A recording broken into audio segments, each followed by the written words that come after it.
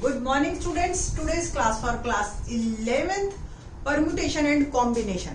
बड़ा ही interesting topic 11th class का।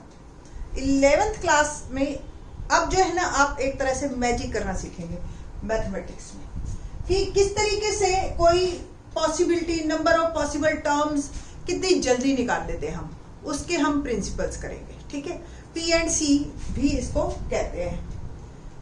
ये जो लिखी हुई डेफिनेशन, इस पे हम बाद में बात करेंगे। पहले हम सिचुएशंस पे बात करते हैं कि क्या क्या सिचुएशंस हम ऐसी आती हैं लाइफ में जिसमें आप परमुटेशन एंड कॉम्बिनेशन लगा सकते हो। पहला, आपके पास एक सूटकेस है, ठीक है, और वो सूटकेस में चार इस तरीके के आपने देखे होंगे रिंग डले हुए होते हैं और उस पर कुछ नंबर लिखा होता है लाइक दैट। ठीक है, तो 4 जो रिंग्स हैं उसकी सेटिंग वो घूमते हैं। तो एक नंबर पे आप फिक्स कर लेते हो, लाइक मैंने एक नंबर फिक्स कर लिया 1970। ठीक है, अब मैंने खुद लॉक कर दिया अपना सूटकेस। अब बाद में मैं ही भूल गई, मुझे सिर्फ इतना याद है कि यहाँ पे 0 था, बाकी 3 नंबर याद नहीं। अब अगर मैं 3 नंबर ये लगाने बैठी तो कितने मेरे ऑप्शंस बनेंगे। लिस्टिंग करती जाऊं, भाई 1 2 3 लगा लिया, 2 3 1 लगा लिया, लाइक दैट। तो आपको ही पता है 3 डिजिट नंबर में अगर 0 भी छोड़ दो तो 100 से लेकर 999 तक सारे नंबर आपको यहाँ पे ऑप्ट करने पड़ेंगे। ठीक है, और फिर वो एक एक को चेक करते रहो तो कितने नंबर हो गए और किस तरीके से आपने इसको करना है। तो काफी टीडियस जॉब है ना। तो इस तरह की जब प्रॉब्लम आती है तो हमें ये गिनना है कि हमें कितने ऑप्शंस आएंगे हमारे पास। ये है एक्चुअली परमुटेशन एंड कॉम्बिनेशन में हम जो पढ़ेंगे। अब एक बंदा है, उसके पास 2 शर्ट है और 3 पैंट है। ठीक है, ऑफिस जाता है तो वो कितने कॉम्बिनेशन बना सकता है। सपोज पहला एक शर्ट, ठीक है, शर्ट है 2, तो ये 1, ये पहली, और ये एक रेड है, या एक लगा लो आप एक ब्लू और एक ब्लैक। ठीक है, पैंट 3 है उसके पास, तो पहली रेड वाली शर्ट के साथ ब्लू वाली शर्ट के साथ उसने number 1 pant, 2 pant, 3rd pant. ठीक है, सेम इसके साथ 1 2 और 3। टोटल कितने केस है? 6। ये तो आपने ऑप्शन लगा लिए। ठीक है भाई, ब्लू शर्ट के साथ भी तीनों पैंट पहन सकता है, 3 ऑप्शन ये हो गए। फिर जो ब्लैक शर्ट है उसके साथ भी ये तीनों पैंट्स पहन सकता है वो। तो 6 टोटल ऑप्शन है, वो 6 तरीके से कॉम्बिनेशन बना के जा सकता है अपने ऑफिस में with the help of only 2 shirts and 3 pants. ठीक है जी, तो इसको भी अभी हम करेंगे with the help of this principle. एक और ऑप्शन, ये तो छोटा सा था, हमने लिख के बना लिए 6 केस। सपोज एक बच्चा है, उसके पास 2 बैग हैं, 3 लंच बॉक्स है या टिफिन बॉक्स और 2 वाटर बॉटल्स है। अब वो कैसे कैसे जाएगा और क्या क्या कर सकता है। अब देखिए, bag 1 B1 B2, tiffin box T1 T2 T3, water bottle W1 W2। Mark कर ली है मैंने। अब 2 बैग है B1 B2, यहां से उसके पास 3 ऑप्शन खुलते हैं कि जी पहला बैग पहला लंच, पहला बैग दूसरा लंच, पहला बैग तीसरा लंच, दूसरा बैग पहला लंच, दूसरा बैग ये दूसरा लंच, और दूसरा ही बैग सेकंड बैग और 3rd लंच बॉक्स। यहां से फिर 2 ऑप्शन है उसके पास, first bag, first lunch box और फर्स्ट ही बॉटल, या B1 T1 W2। यहां से 2 ऑप्शन, यहां से 2 ऑप्शन, यहां से 2 ऑप्शन, यहां से 2 ऑप्शन और यहां से 2 option. B1 T2 W1, B1 T2 W2, B1 T3 W1, B1 T3 W2, B2 T1 W1, B2 T2 T1 W2। देखो कोई भी ऑप्शन सेम नहीं है, कुछ ना कुछ आपको चेंज मिलेगा ही मिलेगा। ये सारी ऑप्शंस में आपको कोई ना एग्जैक्ट सेम कोई भी नहीं मिलेगी। ठीक है जी, कितनी ऑप्शंस हुई आपके पास? 12।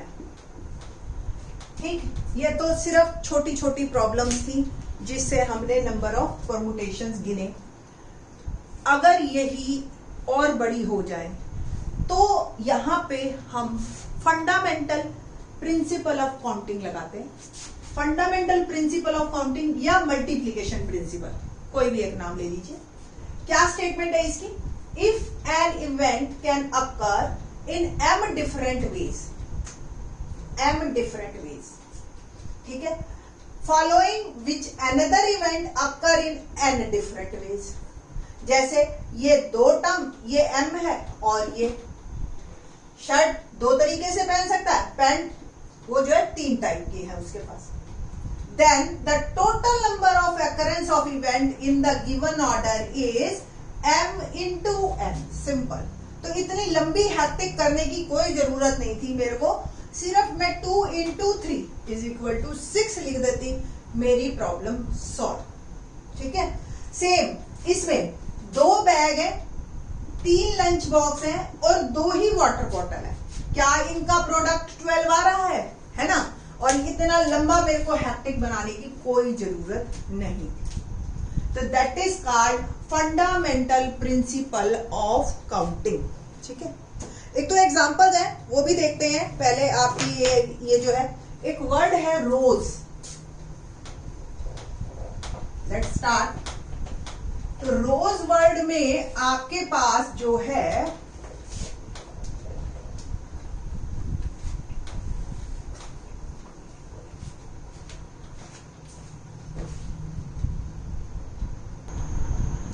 रोज वर्ड में हमने जो है, हमें ये कहा गया कि आपके पास चाहे मीनिंग निकले चाहे ना निकले, ऐसे कितने आप 4 लेटर वर्ड्स बना सकते हो इसमें।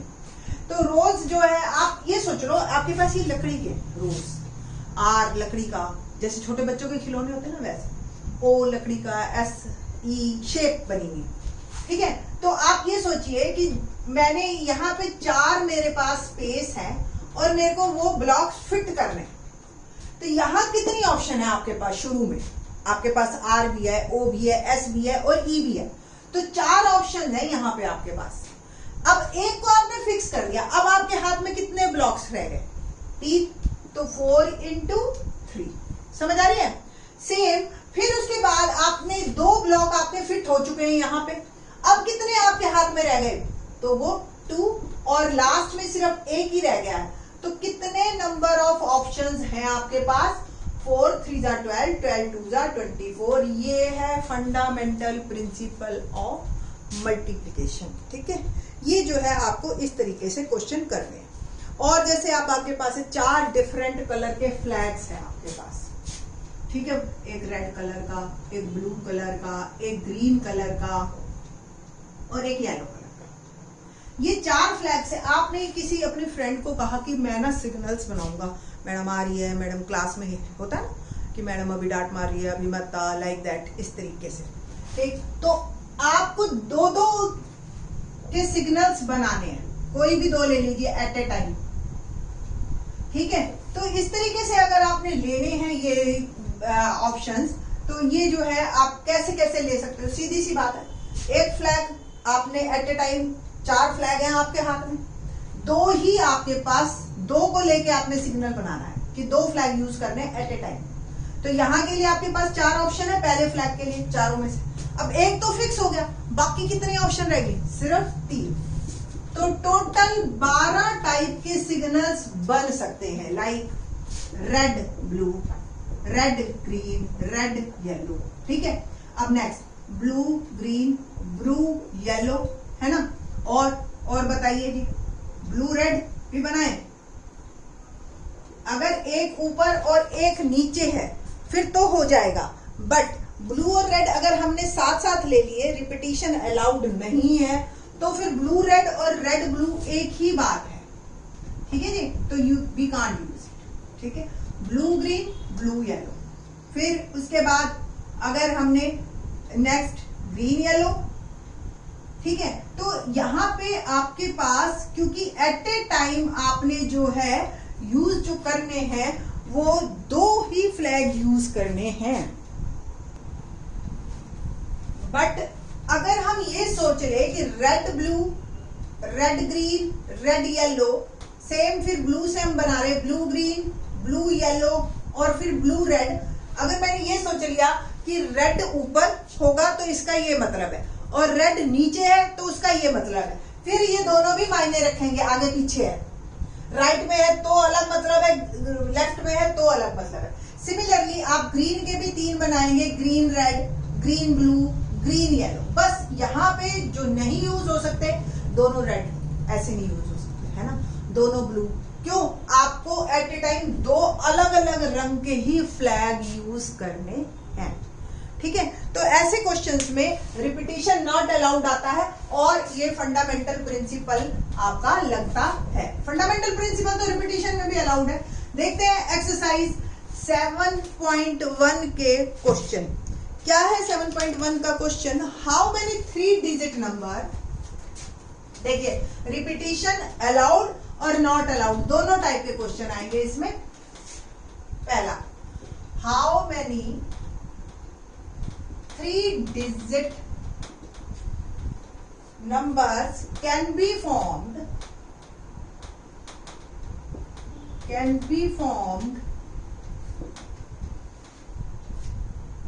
from the digit, कौन कौन से डिजिट हैं मेरे हाथ में जो मैं यूज कर सकती हूँ, 1 2 3 4 and 5, ठीक है। assuming that number 1, repetition of the digits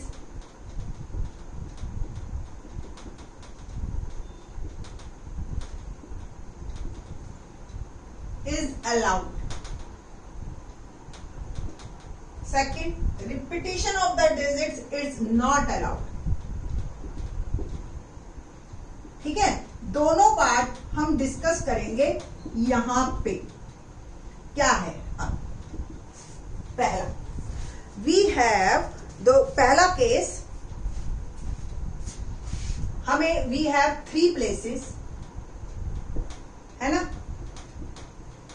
answer है ये 3 places, 100 place, 100 place, next 10th place, next 1st place, ठीक है।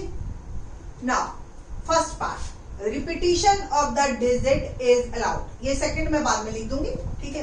तो इसके बाद आपने पहला केस लेना है, repetition of the digit is allowed, यानी कि आपके पास लाइक एक पेन है, पेन में 3 आपको ऑप्शन दे रखी है, एक 100 प्लेस, एक 10th प्लेस और एक 1st प्लेस, और पेन से अब आपने लिखना है, ठीक है।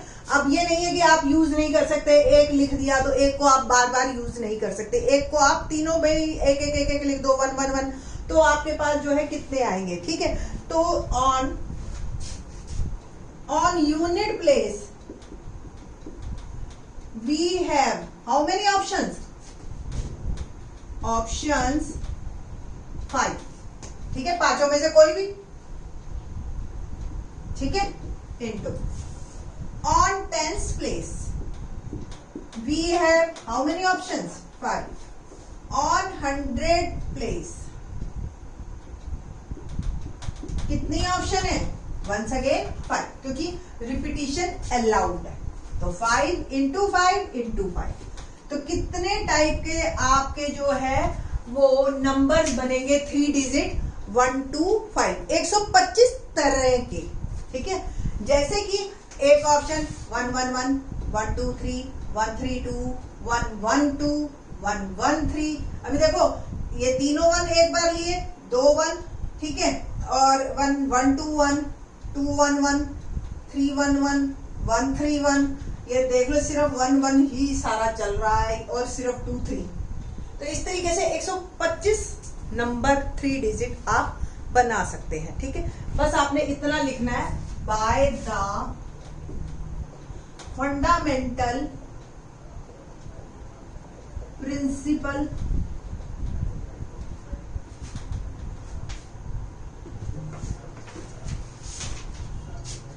Of counting, 5 into 5 into 5 it is equal to 125, ठीक है जी। कैसे करना है क्वेश्चन को? पेपर में आपने लिखना है if we have 3 places, 100 place, 10 place, 1 place. On unit place we have option 5 for first case. Repetition of the digit is allowed. ठीक है जी। And then on 10th place we have option 5. On 100 place we have option 5. Okay, by the fundamental principle of counting, we have 125 options. Okay, ऐसे काम को आपने करना है। Required number. Next, repetition of the digits is not allowed. Is not allowed.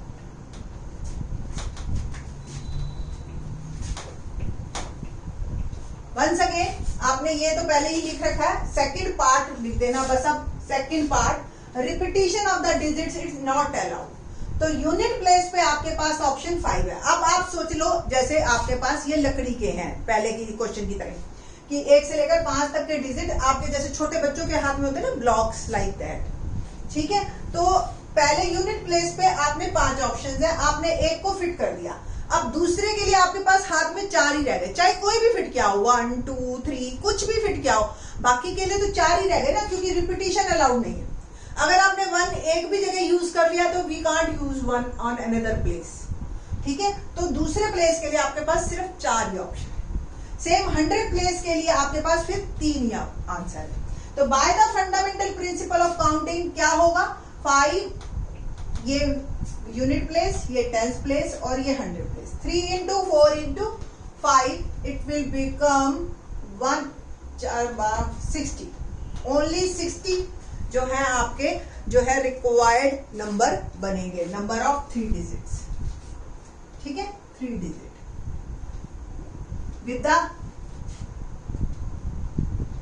with the digits only 1 2 3 and 4 and 5 इनको use करते हुए आपके इतने ही वर्ड्स बनेंगे। और क्वेश्चन देखते हैं कि क्या क्या कंडीशंस आती हैं, किस तरीके से क्वेश्चंस होते हैं हमारे। ठीक है, बाकी के क्वेश्चन जो है वो हम इन द नेक्स्ट लेक्चर करेंगे। थैंक्स।